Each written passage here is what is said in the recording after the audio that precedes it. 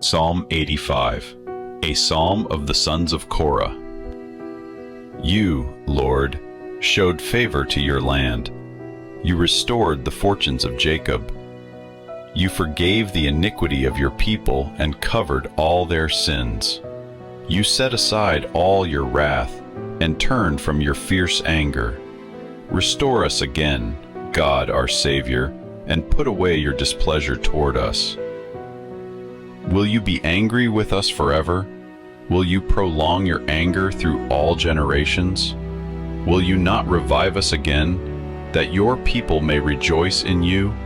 Show us your unfailing love, Lord, and grant us your salvation. I will listen to what God the Lord says. He promises peace to his people, his faithful servants, but let them not turn to folly. Surely his salvation is near those who fear him, that his glory may dwell in our land.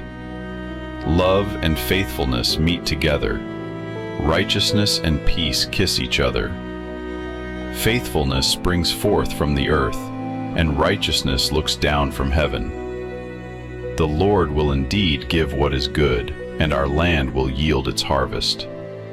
Righteousness goes before him and prepares the way for his steps.